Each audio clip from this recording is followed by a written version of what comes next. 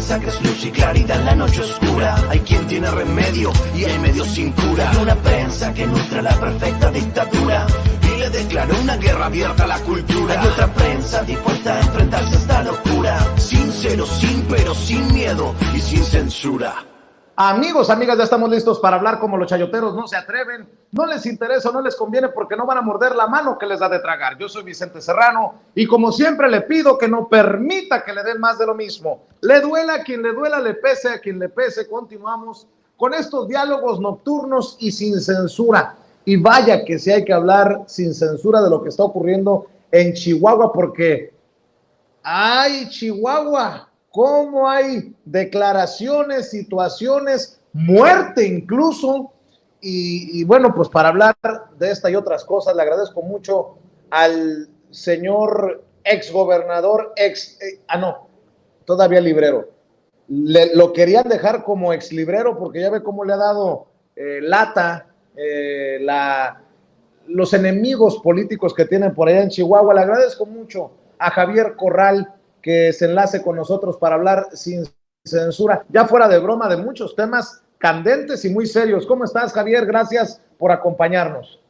Al contrario, Vicente, yo soy el agradecido por el interés y porque no dejas de echarle la mirada, o como se dice, la luz a lo que está pasando en Chihuahua, porque uno de los problemas centrales de lo que está pasando en nuestro estado, pues es que estamos en un estado de sitio informativo, una suspensión en los hechos de una de las principales garantías, que es el derecho a la información de los mexicanos, pero particularmente de los chihuahuenses. Acá los medios masivos del estado, tanto los de radiodifusión como la prensa escrita, los principales portales digitales, pues hoy por hoy están quedando a deber con uno de los derechos más importantes que tiene todo ciudadano, que es el derecho a la información. Y por supuesto los derechos correlativos del derecho a la información, pues como el derecho de réplica. Solo hay unos cuantos medios por acá, hay que decirlo,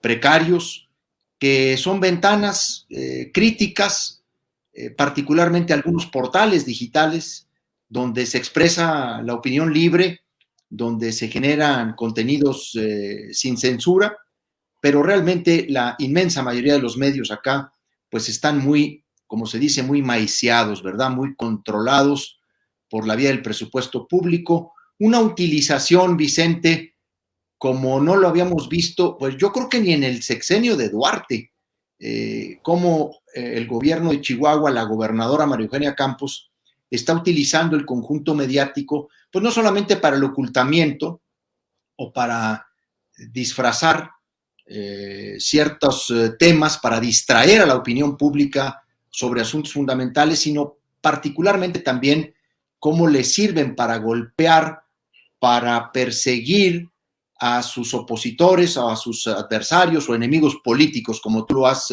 dicho muy bien. Pues por eso te estamos buscando, Javier. Quiero nada más aclarar que Javier Corral no buscó de alguna manera esta entrevista. El que la buscó fui yo, porque obviamente hay cosas que están fuertes. Y yo nada más hago esa aclaración porque en esta dinámica de te pago para que me entrevistes, te pago para que no me golpees, que está precisamente exhibiendo y denunciando Javier Corral, pues que quede claro nuevamente, por si acaso le queda a alguien dudas, que no somos iguales y que en Sin Censura buscamos la verdad con los protagonistas. Digo, no está de más que ofrezca estas cámaras, estos micrófonos también a la gobernadora de Chihuahua, Maru Campos, quien te señala, te responsabiliza directa o indirectamente en el suicidio de Antonio Tarín. Empecemos por ahí con todo duro, Javier, porque Maru Campos dice que Javier Corral tiene responsabilidad en el suicidio de Antonio Tarín, pieza clave en este entramado de muchos millones en tiempos de César Duarte. Y bueno, un tema del que no está ajena Maru Campos. Javier, ¿qué respondes a esto? Bueno, pues te diría que por si faltaba algo para demostrar a qué intereses está vinculada la actual gobernadora de Chihuahua, María Eugenia Campos, pues está el ejemplo de estas declaraciones pues tan irresponsables, tan de bajo nivel, pero también pues con tanta perversidad, porque pues hay toda una acción distractora, primero sobre el hecho mismo, sobre el suicidio o el presunto suicidio de Antonio Tarín.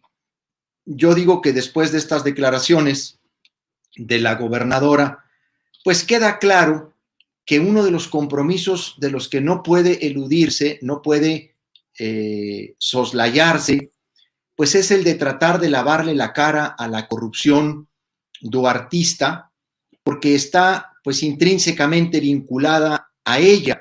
Hay que recordar que ella fue beneficiaria de la nómina secreta del exgobernador César Duarte.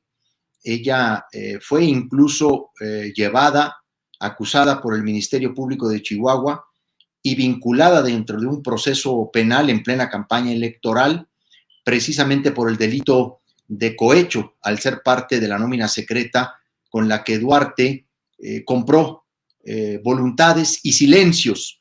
Voluntades de actores políticos, porque la nómina secreta era su principal mecanismo corruptor, pero también compró silencios porque desde ahí se controlaba a muchos medios y periodistas en el estado de Chihuahua para o maquillarle las cifras, ocultarle sus trapacerías o incluso generarle una imagen distinta a la que los hechos eran, como sucede ahora mismo en el estado de Chihuahua. Estas declaraciones de Maru, de entrada lo que hacen, pues es poner en jaque cualquier investigación. A ver, ella ya concluyó que Antonio Tarín, quien lamentablemente falleció en este trágico suceso del fin de semana pasado, ya concluyó la gobernadora que se debe a la tortura psicológica que ella dice que le consta, que se dio para llevar a muchos de los cómplices de César Duarte a la cárcel. También dentro de esta gran treta que armaron para tratar de desmontar las investigaciones contra el exgobernador, diciendo que varios de los testigos protegidos que brindaron información muy relevante que dio con la ruta del dinero y el destino incluso de ese dinero, pues eran testimonios arrancados con tortura psicológica y por lo tanto pues estas investigaciones no valen, porque ese ha sido todo el plan de impunidad de la gobernadora María Eugenia Campos. Pues ahora, con este mismo discurso de la tortura psicológica, ha dicho que esto es lo que llevó a Antonio Tarín a suicidarse. O sea, ella ya concluyó que efectivamente fue un suicidio, las razones por las que presuntamente se suicidó y encontró a un primer culpable, que es con quien tú estás ahora hablando, Vicente, porque la gobernadora dijo, así como lo escucha el auditorio, que yo era culpable directa o indirectamente por los procesos Javier, que llevaron a la cárcel a estos personajes. Sí, Vicente. Javier, estamos hablando de uno de los personajes centrales en los desvíos de recursos en tiempos de César Duarte, un desvío de hasta 250 millones de pesos al PRI nacional. Dices, el presunto suicidio. ¿Qué sabe Javier Corral? Bueno, mira, ahora no sabemos más que lo que la gobernadora ha dicho oficialmente. Para ella, efectivamente, se confirma que fue un suicidio.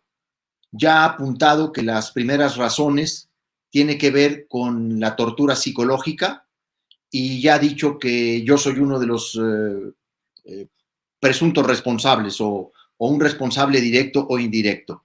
Esto es lo que sabemos. Lo que debería haber acontecido en el estado de Chihuahua, para quitarle pues toda sombra de duda, sobre todo por el personaje que es, pero también porque hay otros fallecimientos, otras muertes en torno del equipo operador de la corrupción duartista que han fallecido en condiciones muy extrañas. Lo que era de esperarse era una investigación seria, que efectivamente se pudieran recuperar pues testimonios, videos, que pudieran recuperarse escritos o manejo que el propio Antonio Tarín hubiera hecho tanto en sus redes como en sus teléfonos, etcétera, que pudieran dar luz sobre cuáles fueron los motivos que lo orillaron a suicidarse, si así fue. Pero hoy por hoy, pues ya es inútil cualquier investigación, toda vez que la gobernadora ya lanzó en una acción distractora, más que de continuar el linchamiento mediático en mi contra, pues fue un elemento distractor, porque ella ya sale a concluir y a decir sí fue un suicidio. La información que yo tengo es la que tú conoces por los medios.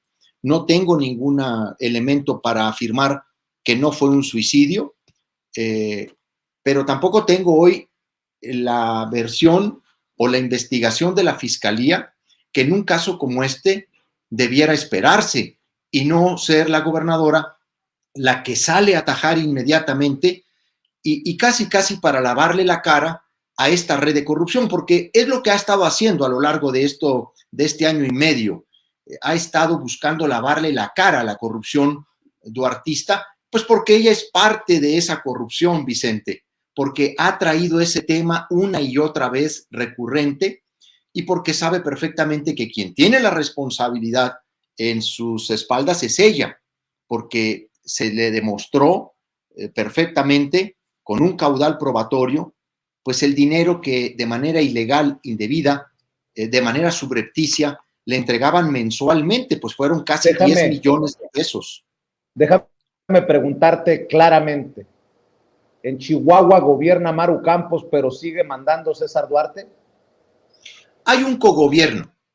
En realidad, pues de alguna manera, Duarte está cogobernando con María Eugenia Campos en función de los compromisos que tiene ella con él y de la información que el exgobernador sabe de ella y de otros de sus colaboradores.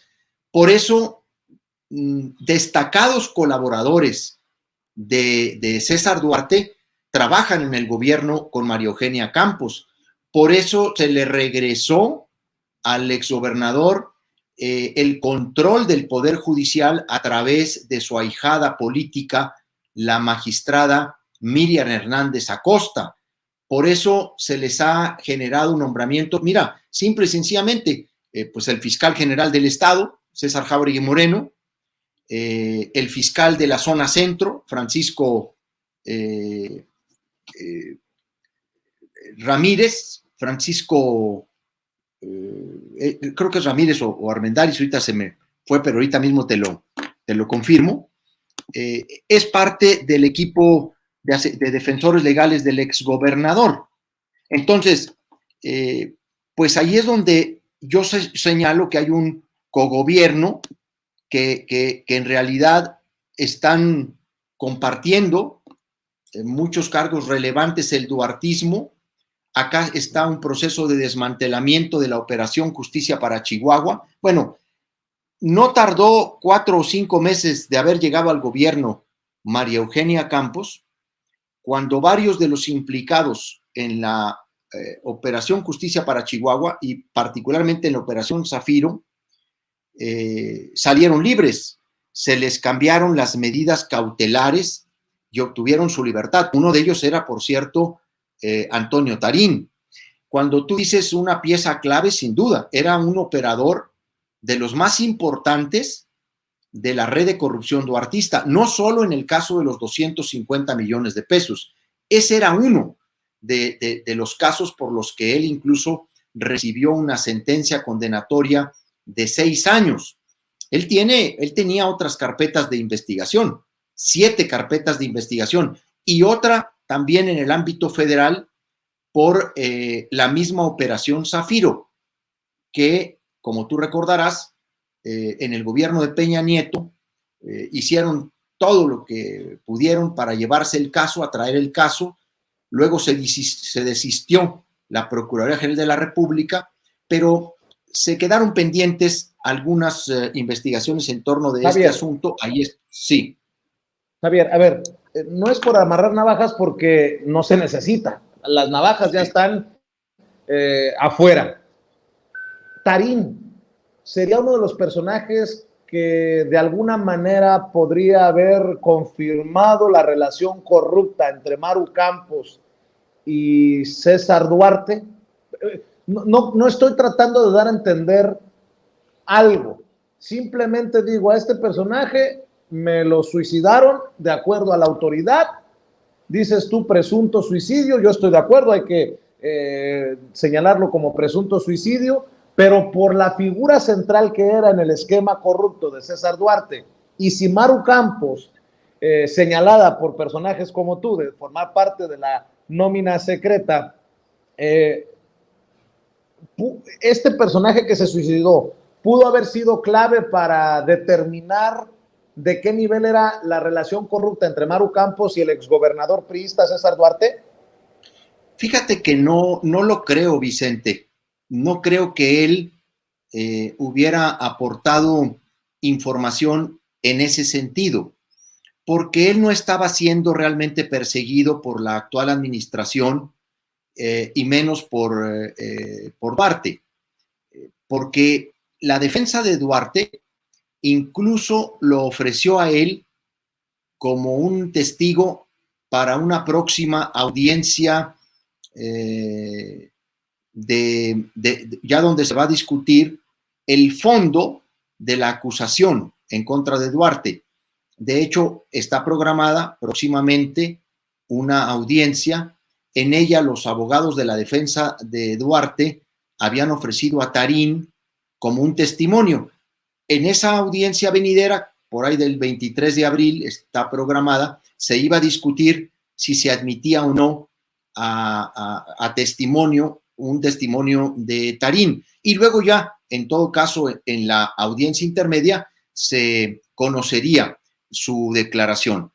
Por eso te digo que no creo que él pudiera aportar, incluso él en varios de los procesos penales y en las investigaciones que llevó, él negó que recibiera instrucciones de César Duarte para cometer los desvíos, tanto en las investigaciones que hizo el Ministerio Público de Chihuahua como en el procedimiento que instauró el INE en materia de fiscalización, esta estrambótica resolución del Consejo General del INE, donde confirma que efectivamente en Chihuahua operó una red de corrupción que desvió 250 millones de pesos, pero que no pudo comprobar que habían ido a parar al PRI y por lo tanto un grupo de consejeros electorales se pusieron de acuerdo y le hicieron el último favorcito al PRI para eludirle una multa que pudo haber sido de 500 millones de pesos.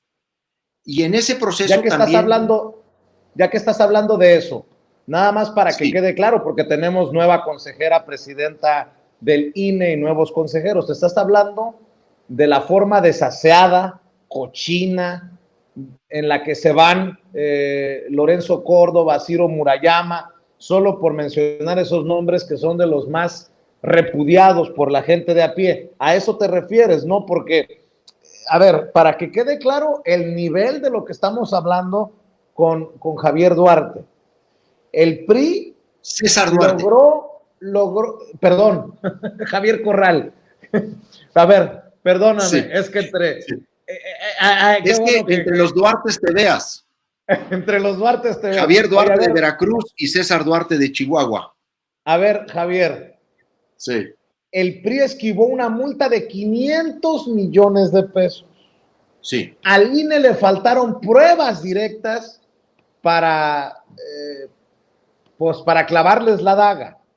Pero el INE sí demostró un desvío de 250 millones en tiempos de César Duarte en Operación Zafiro. Tengo entendido, me corriges si estoy equivocado.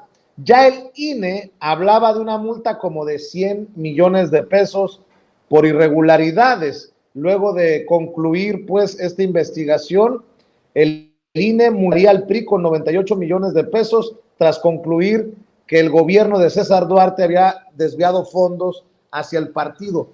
¿Qué? Perdóname por la expresión, qué pinche cochinero. O sea, si el INE demuestra, confirma que hubo desvíos, pero después fíjate que a Chuchita la bolsearon y te vamos a perdonar la multa, eso me parece un insulto para tantos que han luchado contra la corrupción y la impunidad en Chihuahua, pues en este caso, Javier. Mira, efectivamente, bueno, primero te aclaro lo del nombre del fiscal de Distrito Zona Centro, porque ahorita dije Martínez, no, sí, es Francisco Martínez Valles, el fiscal de la Zona Centro que está a cargo de la investigación del presunto suicidio de Tarín, pero que a la vez pues fue abogado de Tarín, fue abogado de varios de los operadores de Duarte, es más, estuvo en el equipo de defensa legal del propio Duarte y también estuvo en el equipo de defensa legal de la hoy gobernadora María Eugenia Campos cuando fue vinculada a proceso por el tema de la nómina secreta. Nada más para no dejar ese cabo suelto. Me regreso al tema del INE. Mira, en realidad el INE sí tuvo toda la investigación completa, completísima, porque la unidad técnica de fiscalización del INE entregó un dictamen muy robusto donde hizo una serie de pesquisas, solicitó información a muchas dependencias, a muchas autoridades, levantó testimonios, hizo investigación de campo y el dictamen de la unidad técnica de fiscalización del INE decía que el dinero se había ido al PRI. O sea, incluso demostraban con varios testimonios que habían recabado que los 250 millones de pesos que salieron del erario de Chihuahua para financiar las campañas del PRI, siendo presidente del PRI Manlio Fabio Beltrones, había sido demostrado toda esa ruta del dinero, la salida y el destinatario. Eso está en el dictamen que todo mundo puede comprobar, puede leer, porque está ahí en la página de internet. Sin embargo, a los consejeros electorales, a varios de ellos, pues se les hizo mucho castigar al PRI con 500 millones de pesos. ¿Por qué con 500 millones de pesos? Porque regularmente en el caso de desviación de recursos públicos para campañas políticas, la multa es grave, es una sanción muy alta y se tiene que castigar por lo menos con el 100% de multa la cantidad desviada. Y entonces se dobla la cantidad de 250 a 500.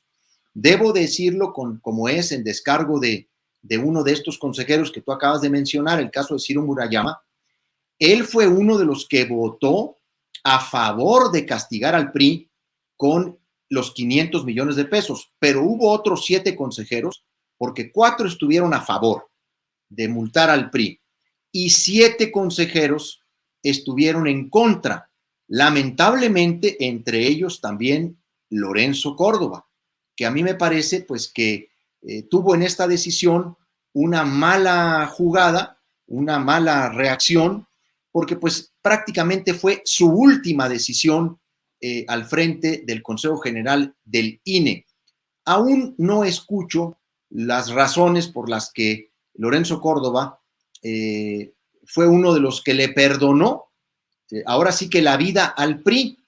¿Por qué? Pues porque imagínate lo que significa una multa de 500 millones de pesos que se le iba a descontar de sus prerrogativas a lo largo de los siguientes meses hasta llegar a pagar 500 millones de pesos. Fue el último favor que se le hizo al PRI por parte de varios consejeros electorales, algunos de ellos sí muy vinculados al PRI desde siempre, pues ahí ni modo que no decirlo de Adriana Favela, que fue una consejera muy vinculada al PRI y que abiertamente pues lo fue en su manejo. Este es el último favor. ¿Por qué? Bueno, pues porque ese grupo de consejeros está más alineado con el PRIAN o lo que se conoce como la alianza del PRI y el PAN, pues para lo que viene. Y ahora se juntan los consejeros que son afines al PRI y que son afines al PAN para evitarle multas al PRI o al PAN, pues porque están en alianza y ahora se tienen que tapar la corrupción los unos a los otros. Lo verdaderamente sorprendente es que también en esos 7 votos haya votos de consejeros electorales que fueron promovidos por Morena. A mí me llama mucho la atención el voto de Carla Humphrey, que votó para que se le perdonara al PRI esos 500 millones de pesos. Y esto es además grotesco, Vicente, porque unos días antes, como tú mismo lo acabas de mencionar, se le había impuesto al PRI una multa. Esa fue efectivamente de 97.8 millones de pesos.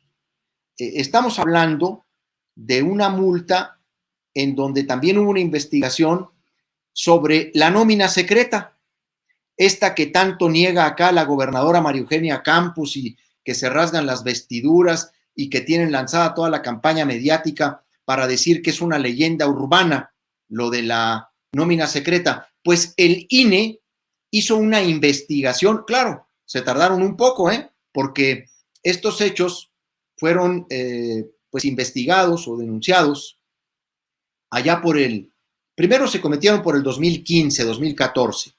Luego los denunció la secretaria de la Función Pública de mi gobierno cuando estaba la maestra Stephanie Olmos en el 2017. Esa es la denuncia que se presentó. Y apenas hace 2 semanas se resolvió, fíjate, del 2017 al 2023.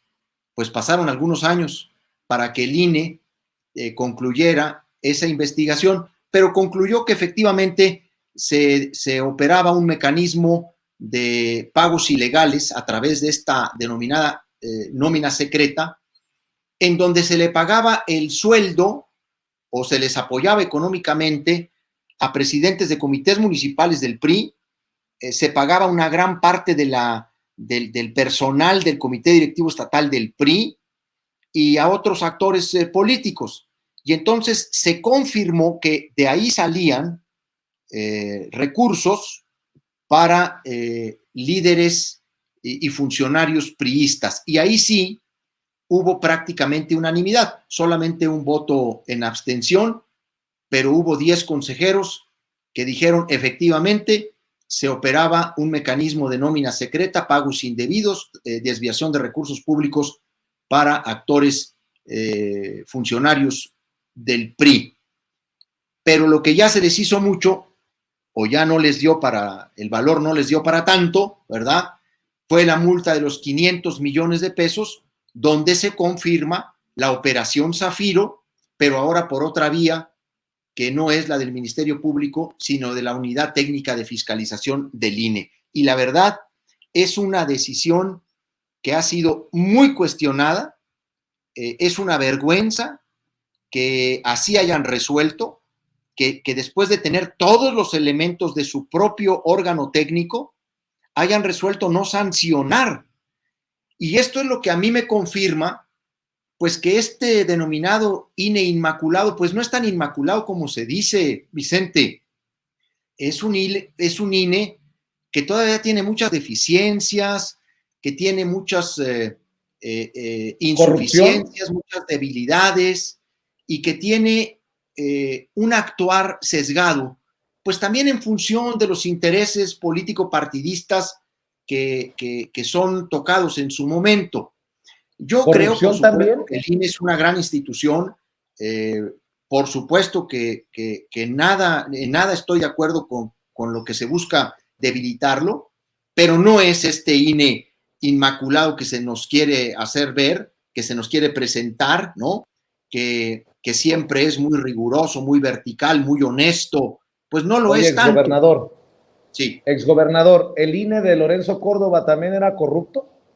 Digo, si estás dando esta lista de situaciones. Esto raya en la corrupción, te lo pregunto por esto, porque que no se nos olvide que ya lo había exhibido Laida Sansores en el martes del Jaguar con esto de Alito Moreno, en el que se descubrían relaciones cercanas y casi, si me permiten la expresión, incestuosas entre Alito Moreno, presidente del PRI, y Lorenzo Córdoba, consejero presidente del INE. ¿También había corrupción en ese INE de Lorenzo Córdoba?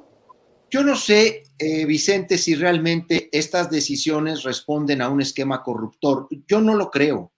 Yo creo que lo que hay ahí es un INE que actúa de manera parcial cuando están presentes intereses que quiere proteger o encubrir, y que lo hace fundamentalmente por el ambiente de confrontación y de polarización que se generó entre el INE y el gobierno de la República, concretamente no solo Morena, sino el propio gobierno del presidente López Obrador.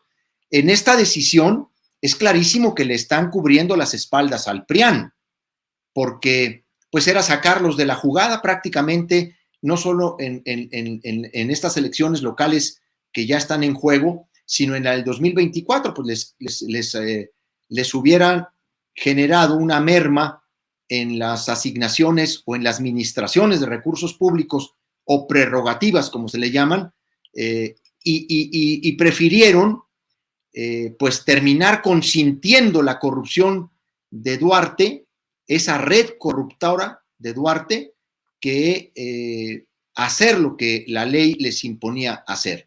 Y por eso digo que es muy lamentable, que es una decisión pues en desdoro de la defensa que la ciudadanía ha realizado del Instituto Nacional Electoral.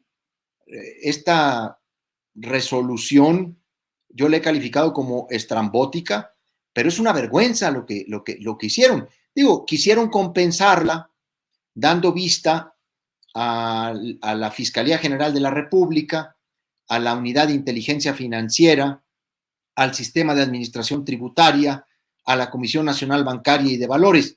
Pero bueno, pues es una vista, ojalá que realmente inicie algo, una vista así. Pero estas instituciones ya tienen conocimiento de la Operación Zafiro. A ver, la propia Fiscalía General de la República, en el área especializada de combate a los delitos electorales, tiene la parte más importante de la Operación Zafiro, los 250 millones de pesos del caso de Chihuahua, porque además, pues tú lo sabes, fuimos el único estado que la documentó, Vicente. O sea, la Operación Zafiro, que se documentó en un libro ampliamente, el caso Viuda Negra, el libro que escribió Manu Ureste, Cédric Raciel y Arturo Ángel, que documenta la corrupción en el peñismo y que centralmente aborda las investigaciones que el Ministerio Público de Chihuahua durante nuestro gobierno realizó. Ahí está documentado, pues que no solamente se dio en el caso de Chihuahua, sino que fue un desvío multimillonario que se generó en varias entidades federativas, pero donde solamente se documentó, se persiguió y se castigó, pues fue en el estado de Chihuahua durante nuestra administración. Oye, Javier, estaba pensando en César Duarte, ¿no? ¿Cuántas veces nos la han aplicado a los mexicanos? Disculpe usted, fíjese, el caso Raúl Salinas de Gortari, por ejemplo, disculpe usted, aquí está su dinerito, a pesar de que había hasta documentos apócrifos. Luego el caso de Bester Gordillo, ay, váyase a su apartamento a Polanco, nos la pintaban de que estaba a punto de morirse la señora y hasta terminó casándose otra vez. César Duarte quiere aplicarnos la misma, ¿no? De que, por favor, estoy enfermito, mándenme a la casa. Es que esa estrategia nos quieren seguir viendo la cara. Claro, o sea, pero además, pues porque se sabe protegido. Pero no solo eso, también él está ejerciendo una gran presión sobre la actual gobernadora María Eugenia Campos. Yo lo he dicho y con absoluta franqueza y transparencia, lo digo públicamente como lo he señalado en privado, pues a ella misma le convendría que todo el asunto de Duarte lo atrajera a la federación, porque él está ejerciendo una presión sobre las autoridades de Chihuahua, obviamente, pues como sabe muchas cosas de ella y de ellos, pues él los financió durante mucho tiempo, no solo en la nómina secreta, en otras cosas, en campañas mismas. Entonces, está urdiendo una serie de estrategias. La última fue decir que le había dado un infarto. Salieron algunos de sus abogados a mostrar un examen médico, porque pues, hay médicos que se prestan también a este tipo de maniobras, para decir que había tenido un infarto. Sin embargo, ante un hecho como ese, en el que yo creo que más bien fue una iniciativa que él no comentó, consultó con la gobernadora, pues la Secretaría de Seguridad Pública y la Fiscalía de Ejecución de Penas salieron a decir que eso no era cierto, que no había sufrido ningún infarto. Eso lo hicieron porque habían pedido una audiencia con una jueza de control para pedir el cambio de la medida cautelar. Esta audiencia sucedió, por cierto, el lunes pasado, Vicente, y no hubo cambio de medida cautelar, simplemente se confirmó la prisión preventiva justificada que tiene y la estrategia del infarto fracasó.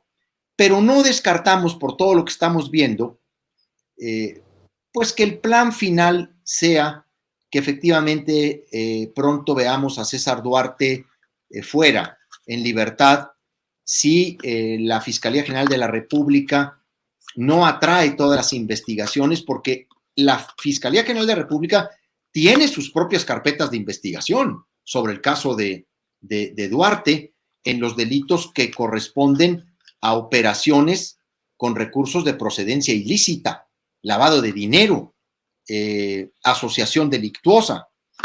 Y con los puros asuntos de la Federación bastaría para ejercer la facultad de atracción.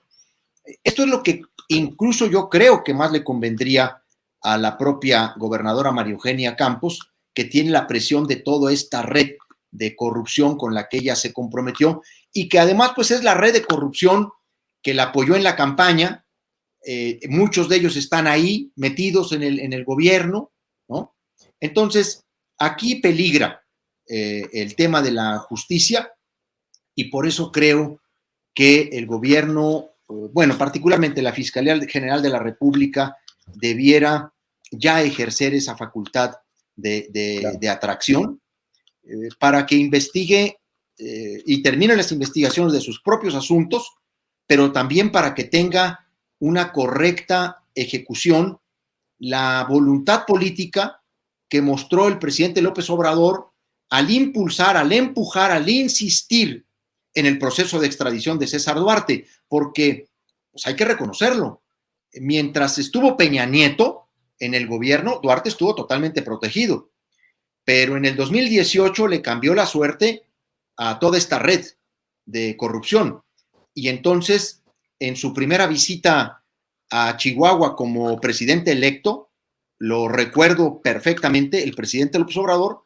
se comprometió a que los asuntos que ya estaban iniciados, como el proceso de extradición, ellos los iban a continuar, los iban a impulsar y él no iba a ser tapadera de nadie.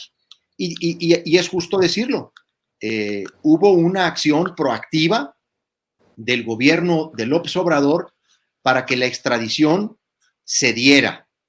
Es muy sencillo. Los primeros asuntos que el entonces ya se sabía que iba a ser canciller, Marcelo Ebrard, recibió del presidente López Obrador de la agenda de acuerdos conmigo, fue el tema de la extradición, y también tengo que reconocer que tanto el doctor Alejandro Gertz Manero como el propio Marcelo Ebrard se pusieron las pilas y estuvieron siempre atentos, dispuestos a no solamente a que se diera la extradición, a reponer el proceso de solicitud de extradición pues que obviamente en el gobierno de Peña se había manoseado, se había mal interpuesto, y entonces se tuvo que prácticamente de cero volver a presentar los asuntos de Duarte, y finalmente, por una de las causas, la causa que aborda alrededor de 100 millones de pesos de desvíos a su enriquecimiento personal, fue la orden de aprehensión que logró esta extradición. Entonces, insisto, yo creo que para que esa voluntad no sea burlada, y todo ese esfuerzo que significó traer a Duarte de Estados Unidos, donde estuvo prófugo de la justicia por casi 4 años y medio, que todo ese esfuerzo no se ha burlado, porque acá, pues todo indica, bueno, pues la misma declaración con la que empezamos esta entrevista, Vicente. Esa declaración, si algo demuestra, es el tamaño del compromiso que ella tiene con estos operadores de la corrupción duartista. Precisamente me dicen en el equipo de producción que ya tenemos las declaraciones de Maru Campos para que la gente, las pocas personas, me imagino que puedan no haberlo escuchado ya, entiendan el nivel de golpeteo, de ataques de los que estamos hablando, Javier Corral. Vamos a ver y escuchar a Maru Campos, la gobernadora de Chihuahua. Pues el gobernador Corral tiene responsabilidad de manera directa o indirecta por, ya sabemos, todos los casos de tortura, y ya sabemos toda la presión, y ya sabemos la falta de apego a derecho con la cual llevó estos procedimientos, que obviamente llevó a mucha gente a tener altos niveles de depresión y de ansiedad. Bueno, pues ahí está. Aparte es un nivel ya de inescrupulosidad, porque hay quienes hablan pues de que es una tontería, de que la gobernadora regresó alterada de un largo viaje que realizó por Europa, y que hasta cierto punto pues es un error. Yo sostengo que no es ningún error. Hay otros que dicen enloqueció María Eugenia Campos. No se trata de nada de esto. Ella ha perdido los escrúpulos desde hace tiempo. Este es un manejo muy perverso. Busca distraer de asuntos relevantes la atención pública de Chihuahua. Hay 2 temas que están ahora en la discusión pública y que están siendo totalmente sofocados en los medios locales.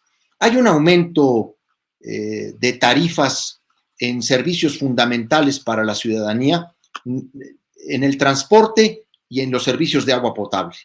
Y estos aumentos de tarifa, que son escondidos en el conjunto de medios que ella ha comprado para su servicio, para ocultar, para silenciar y luego para sobreponer una imagen que no coincide en los hechos, están siendo también distraídos con una declaración como esta. A mí no me sorprende, porque se ha vuelto de un cinismo cada vez más evidente. Aquí muestra una faceta inescrupulosa, pero insiste en esta treta que ella misma construyó de la tortura psicológica. Hay que recordar que tuvieron encarcelado por más de 100 días al exfiscal anticorrupción Francisco González Arredondo, el que coordinó la operación Justicia para Chihuahua, acusándolo de tortura psicológica, que porque lo sometían a largos interrogatorios, que no les daban de tomar agua, que no los dejaban ir al baño, que les hablaban feo, que les hablaban con gritos, y que todo eso les generó un estado de choque emocional, de tortura psicológica, y ahora la gobernadora añade una conclusión que les generó también estados de depresión. O sea, ella ya concluyó las investigaciones del Ministerio Público. ¿Ya qué puede decir el fiscal general o el fiscal de la zona del presunto suicidio de Tarín? De hecho, ya no vamos a saber realmente si esta declaración está más enfocada en lavar la corrupción duartista que en ocultar el verdadero hecho. Pero eso no lo sabremos porque se ha apresurado a dar un dictamen ya casi pericial. Entonces, la define, la pinta de cuerpo entero. Es que ella, el tema de la nómina secreta, por más que se lo quiere quitar, pues no se lo va a poder quitar nunca.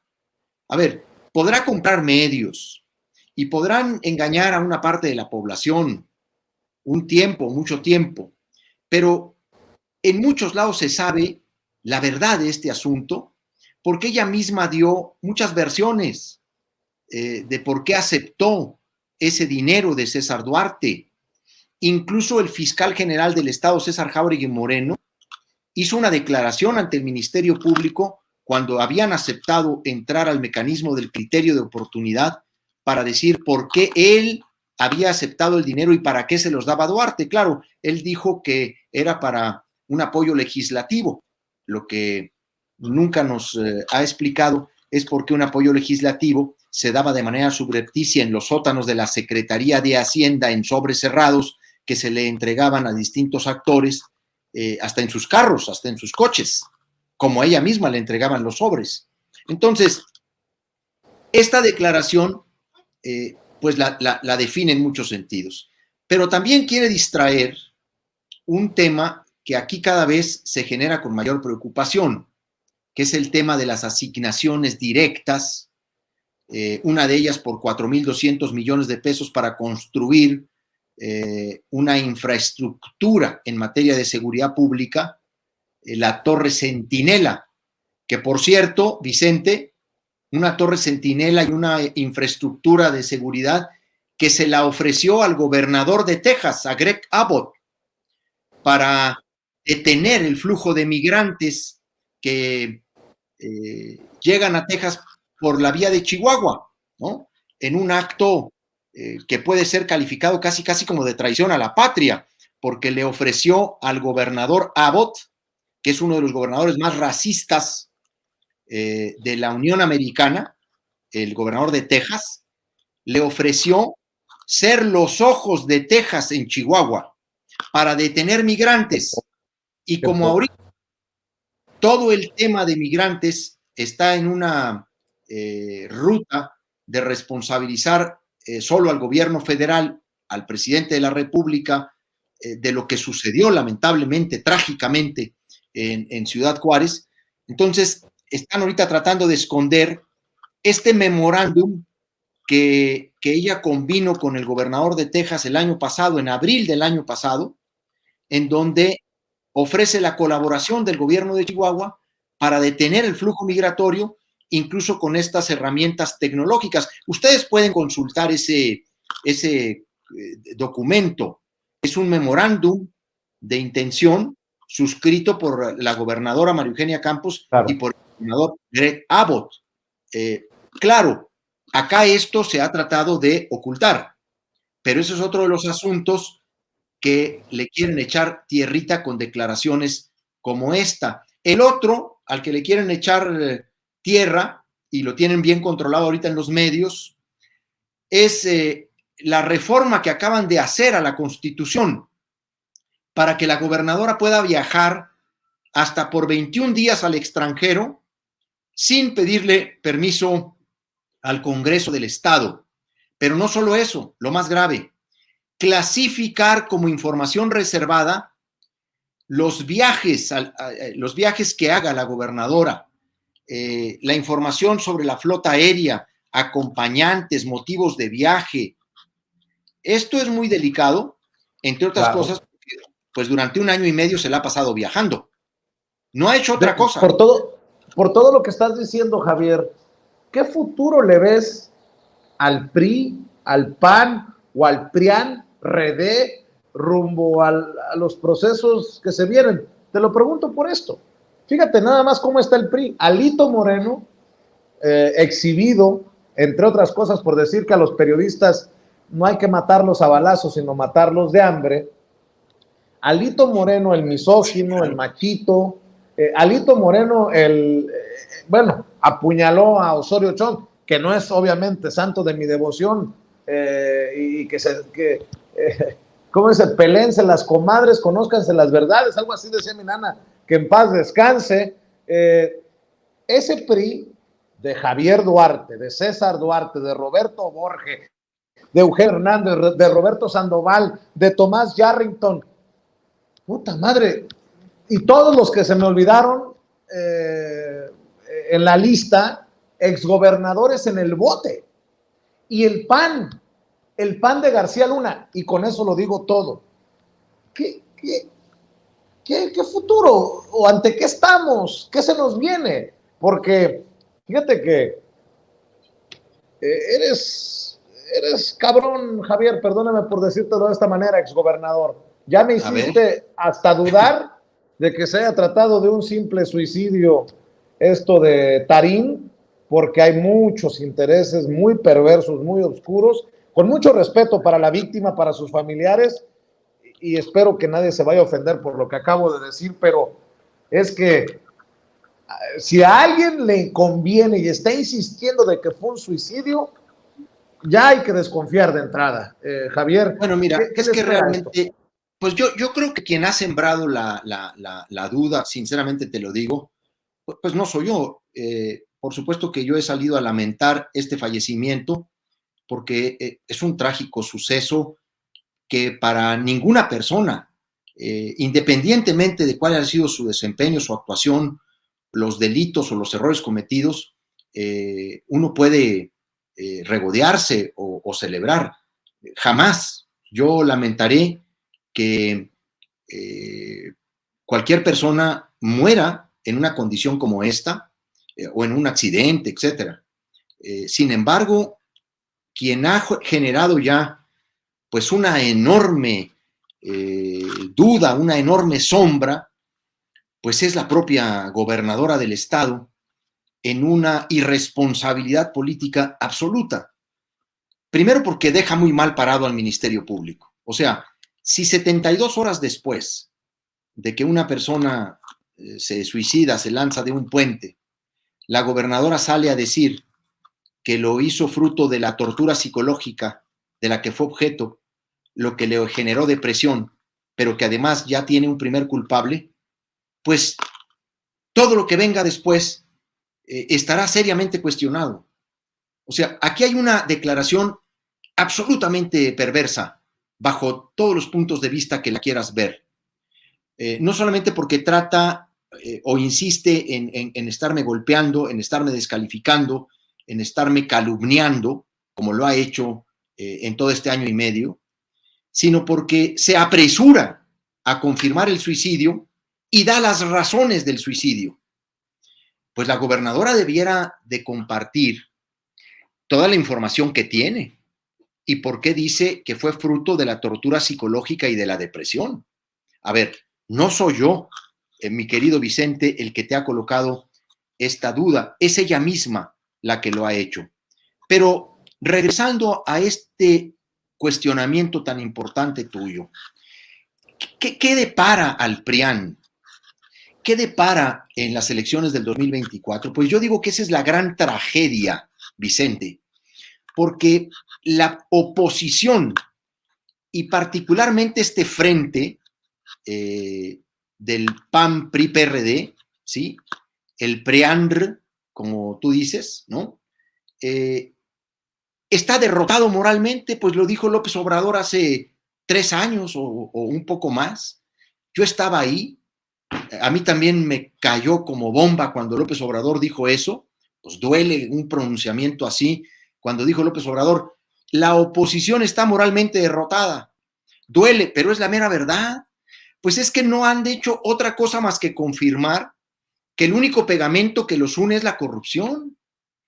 ¿Cuál es la alternativa por la que quieren regresar? En serio, ¿quieren poner como ejemplo de lo que van a hacer si regresan al gobierno de Chihuahua de María Eugenia Campos? Acá les dan clases de todo lo peor.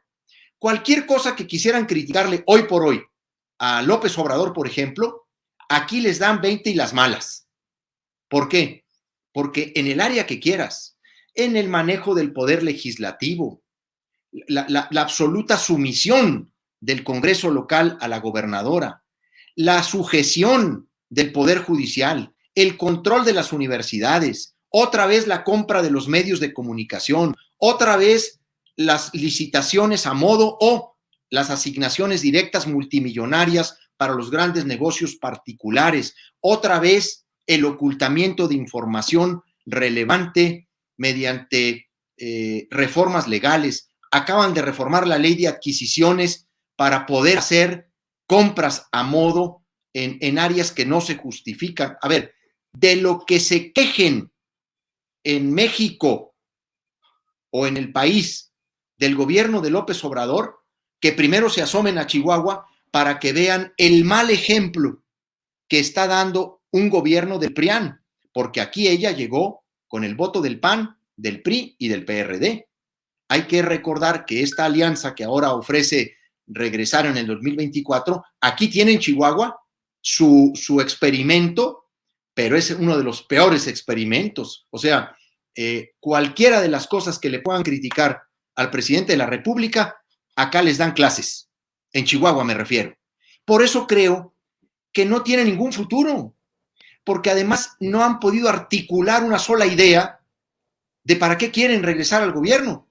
¿Estás pronosticando la victoria de Morena en el 2024? Mira, yo creo sinceramente que no hay en este momento, te lo digo sinceramente, no hay en este momento un escenario que pueda afirmar que la oposición, el PRI, el PAN y el PRD, con estos esquemas corruptos, vayan a ganar la elección. En estos momentos, como están las cosas, pues yo creo que Morena puede volver a ganar la elección presidencial del 2024, incluso creo que con cualquiera de los dos, creo que con Ebrard o con Sheinbaum, pero yo no le veo a la oposición, pues no solamente una figura con calidad moral, con integridad, pues yo no les veo el ejemplo del cual quieran partir para decir, miren, esto es lo que vamos a hacer si regresamos al gobierno de la República. O en serio, ¿van a poner como ejemplo a María Eugenia Campos de Chihuahua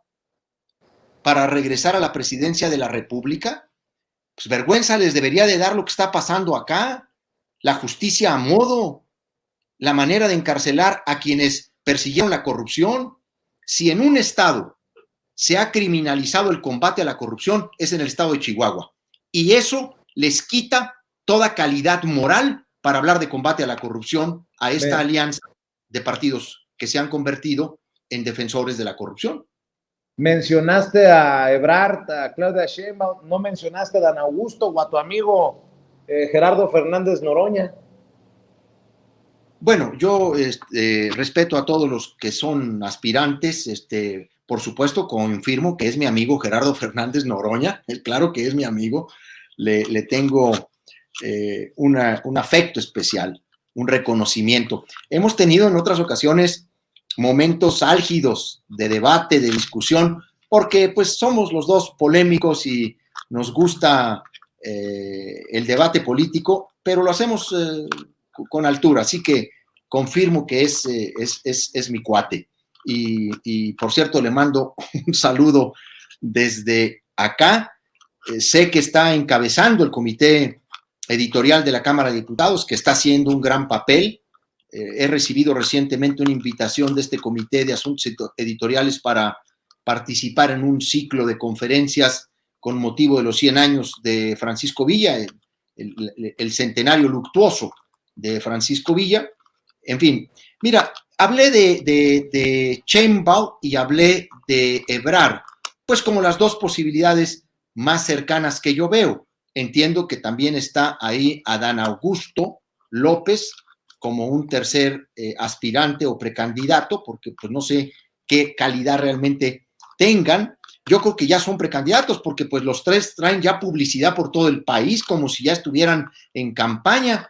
Es otro dato también. Javier, no dejes sacar, sí. No permitas que salga ese panista ahí. Como el demócrata que tenemos que ser todos. Tenemos que ser demócratas y tenemos que pedir a todos que se conduzcan con respeto a la ley, a los procesos. Esta exigencia de no alterar las reglas electorales no está en la condición de ser panista, priista o perredista, tiene que estar en una condición ciudadana para que incluso los triunfos que ellos mismos puedan obtener, pues no tengan o carezcan de la legitimidad, de la autenticidad.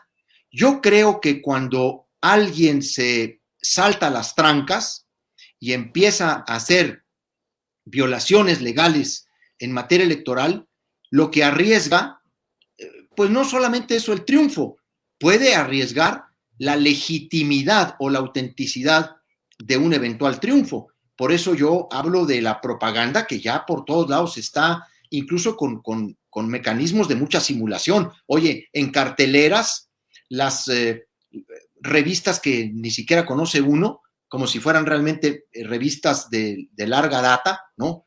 Anunciando las candidaturas. Pero bueno, yo no puedo dejar de decir lo que pienso, así como tú, que también dices exactamente lo que piensas, porque además estoy aquí en Sin Censura. Eso. Y estamos haciendo honor.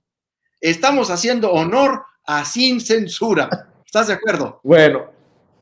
Oye, Javier, estoy de acuerdo. Dos cosas para cerrar Dime. Sí, como no, y te lo agradezco mucho. Diálogo. A ver, hoy se da a conocer la carta póstuma de Raúl Padilla, el hombre detrás de del festival, de la Feria Internacional del Libro de Guadalajara, el señor, como le decían, de la Universidad de Guadalajara, y quien fue uno de tus padrinos al inaugurar la librería que mantienes allá en Chihuahua. ¿Ya te enteraste lo que dice la carta? Entre otras cosas, que sufría de Alzheimer, se despide y se disculpa con sus seres queridos, amigos y universitarios por tomar esta decisión en una coyuntura difícil. Se decía considerado enemigo por las máximas autoridades federales y estatales. Tengo Alzheimer, sirvo más yéndome. ¿Qué piensas de esto? ¿Era tu amigo?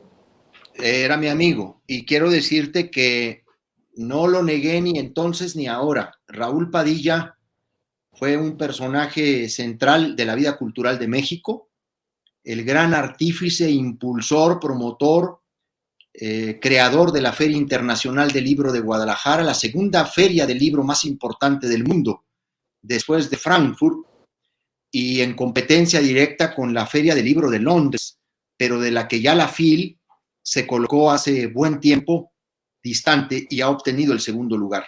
Pero también fue un gran promotor cultural cuando decidió gestionar y crear el Festival de Cine de Guadalajara. La obra de Raúl Padilla es cultural, pero también es educativa, porque es el gran estratega de la creación de la red universitaria de la Universidad de Guadalajara, que llevó educación superior a las personas de menos recursos, a los niños y a los jóvenes más necesitados.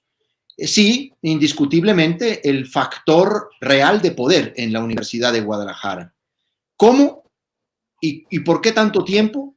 Pues por un liderazgo que ejerció con inteligencia y un liderazgo que le permitió superar incluso su primera etapa, una etapa convulsa, cuando él llegó como líder de la Federación de Estudiantes y luego creó la Federación de Estudiantes de Guadalajara.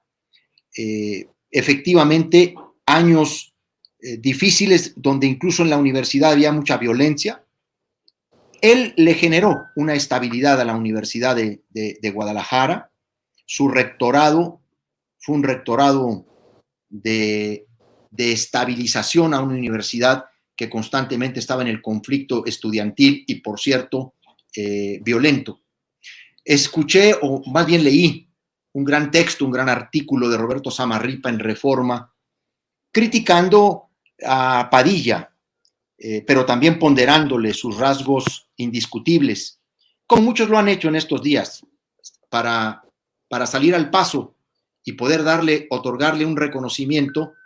Hay que agregarle la palabra cacique, factotum, controlador. Sin embargo, lo que hay que preguntarnos todos es lo que finalmente dice en su artículo Roberto Samarripa.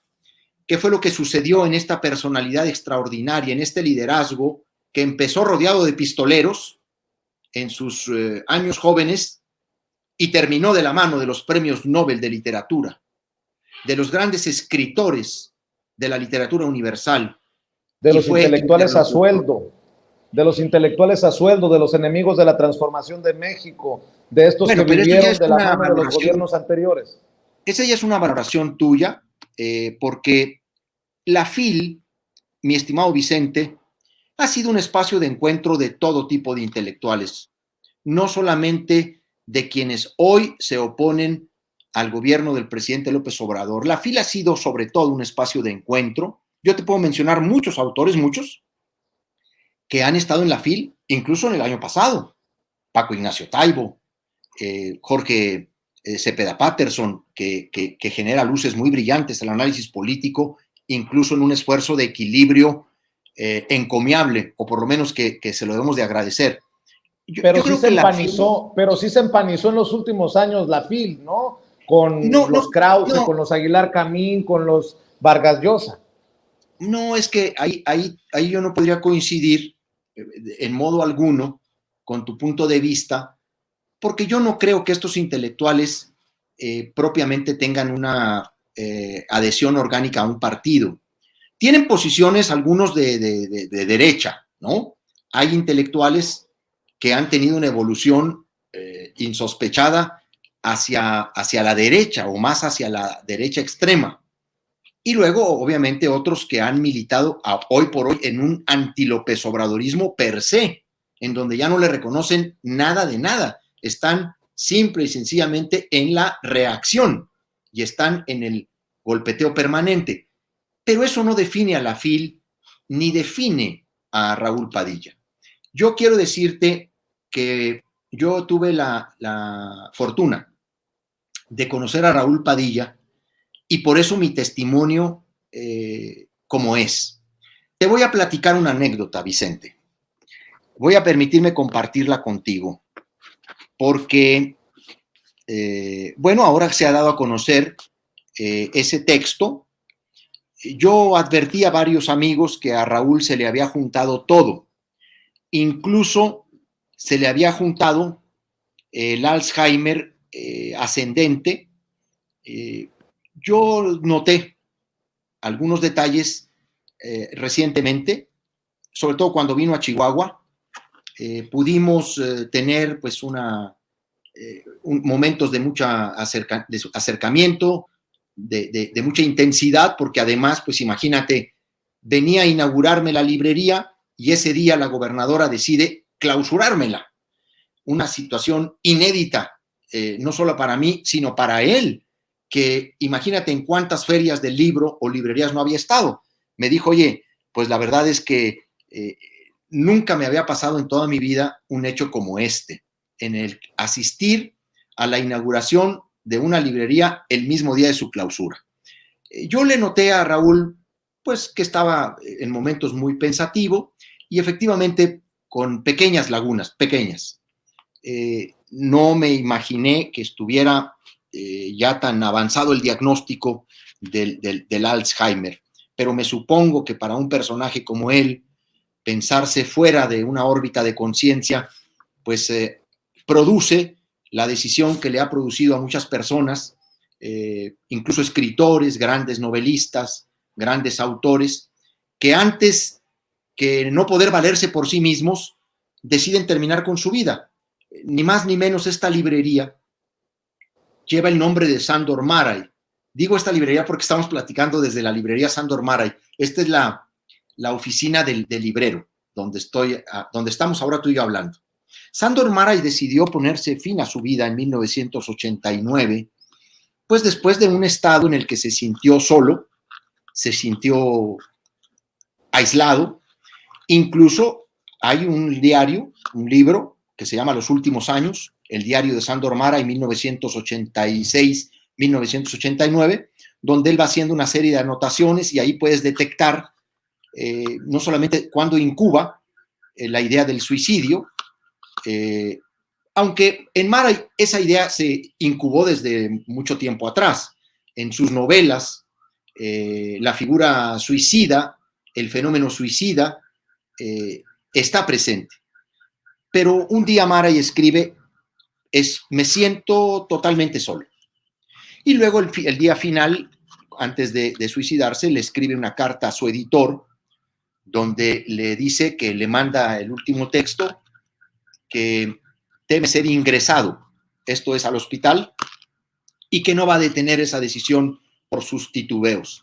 Había visto sufrir a su esposa, que murió en un hospital de San Diego, ya había muerto su hijastro antes, se le estaban agotando los recursos, sus ahorros, y bueno, hay personas que cuando saben que van a perder la conciencia o que están próximos a perder la conciencia, deciden ellos mismos terminar con su vida. Eso lo hizo Sándor Márai, eso lo han hecho otras personas, incluso personas con las que yo tuve una gran relación personal, no voy a mencionar ahora nombres, pero que incluso a mí se despidieron de mí antes de concluir su vida, porque yo creo que para un escritor, para un hombre de cultura o de letras, lo peor que le puede pasar es, por ejemplo, dejar de ver o perder la memoria, ¿no?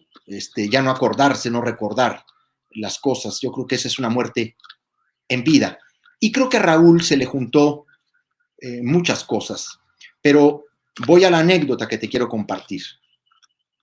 Yo le insistí durante la pasada Feria Internacional del Libro de Guadalajara, noviembre y diciembre del año pasado, a Raúl, de que lo quería invitar a que me inaugurara la librería.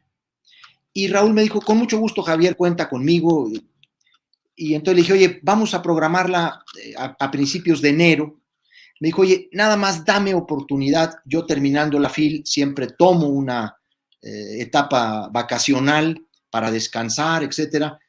Dame oportunidad de regresar del viaje y programamos. Cuando tengamos una fecha, la convenimos. Y entonces pasaba el tiempo y pasaba el tiempo.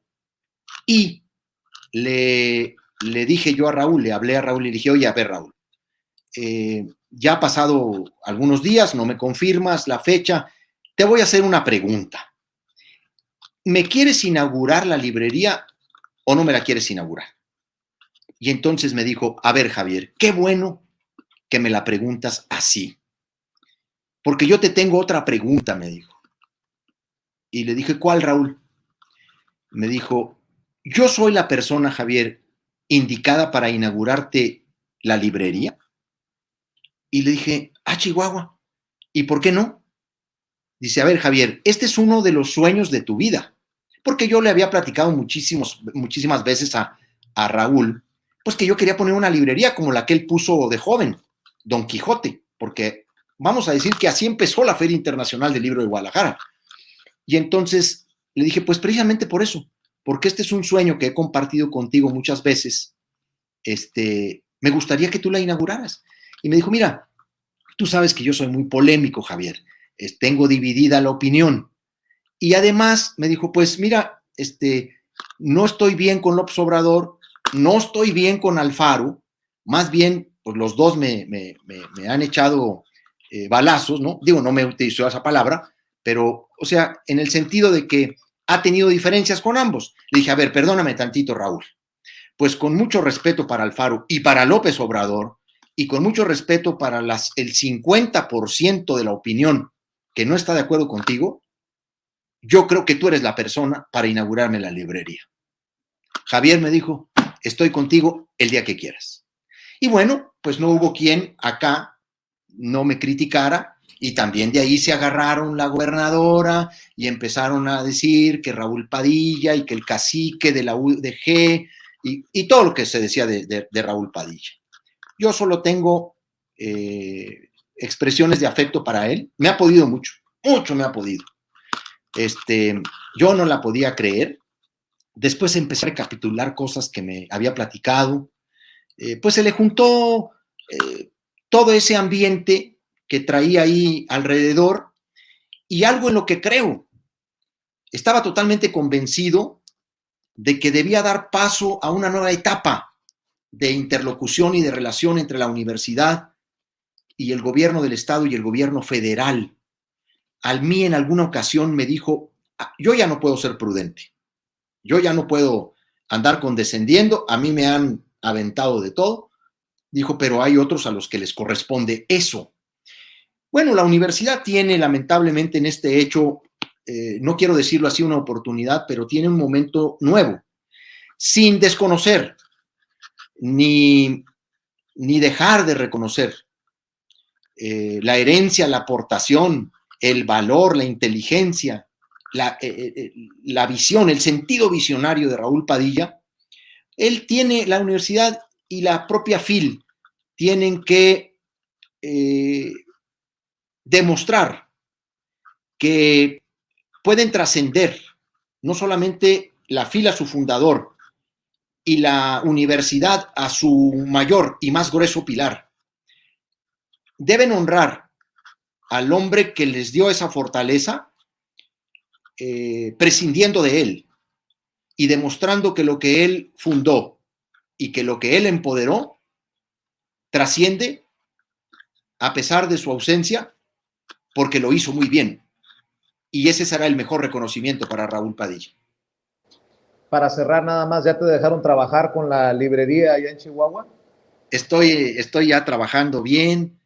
Afortunadamente mantenemos un gran afecto entre la gente. La gente quiere mucho a la librería, la ha tomado como un espacio propio. Es que se ha convertido en un centro cultural muy dinámico. Tenemos un programa cultural muy potente. Mira, mañana presentamos el libro de Viri Ríos, No es normal, para conocer dónde estriba los mecanismos que explican la desigualdad, pero que también explican la concentración de la riqueza en México. Es un evento que ahorita, por ejemplo, ya tiene cupo lleno. El sábado empezamos en el programa cultural una tarde de letras y compositores. Es una velada literaria musical encabezada por Susana Talamante, es una gran intérprete de Chihuahua, una mujer además culta en el tema musical, de autores, de compositores, de fechas, de canciones. El domingo vamos a presentar una editorial infantil chihuahuense, que tiene, por cierto, su sede en Santa Bárbara, de Aureliano García Haro, Ediciones Haro. Es una editorial infantil que tiene un gran trabajo, un gran esfuerzo, y lo vamos a presentar este domingo junto con un libro de una joven escritora chihuahuense, Lucero de Santiago, un cuentito muy bonito que se llama Un papá de trapo. Y luego, el próximo fin de semana, tenemos la presencia de Ricardo Rafael con Hijo de la Guerra, y luego tenemos Ambulante todos los jueves, el cine documental Ambulante presenta. Vemos las películas documentales y luego hacemos un conversatorio, presentamos libros, vamos a tener la presencia de Alberto Ruy Sánchez en nuestra librería. En fin, estamos en un programa cultural muy potente y estoy muy contento con esto. Y créemelo que con todo y lo que hacen y dicen y toda esta campaña de linchamiento mediático que me tiene la gobernadora, créemelo que no me desconcentran de mi principal proyecto, que hoy por hoy es la librería, consolidar este proyecto cultural que además ha sido concebido como un regalo para Chihuahua, para la capital y para todo nuestro estado. Y por supuesto, pues muy contento de poder atender personalmente aquí a la gente, recomendarle libros, generar el debate, propiciar la reflexión, darle cauce al diálogo para que podamos elevar el nivel del análisis que requiere no solamente Chihuahua, sino todo México. Y como siempre, yo a ti te agradezco muchísimo que te preocupes por lo que pasa en Chihuahua y que me invites a tu programa y que lo hagamos con la libertad con la que lo hacemos, porque aquí cada quien da sus puntos de vista. Tú tienes los tuyos muy propios y yo te lo reconozco y te lo respeto, pero yo también tengo los míos.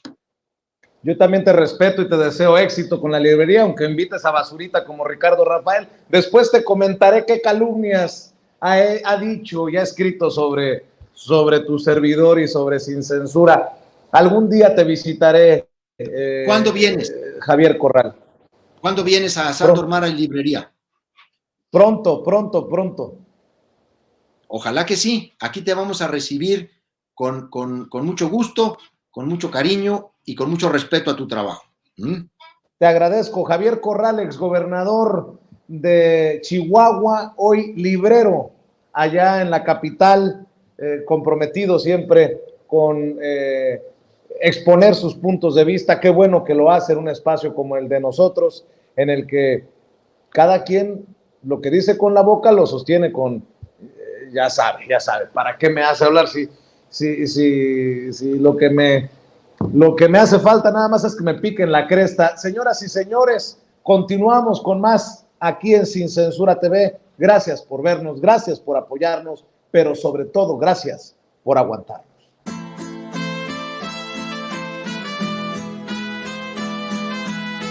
Otra prensa que es luz y claridad en la noche oscura. Hay quien tiene remedio y hay medios sin cura. Hay una prensa que nutre la perfecta dictadura y le declaró una guerra abierta a la cultura. Hay otra prensa dispuesta a enfrentarse a esta locura, sincero, sin pero, sin miedo y sin censura.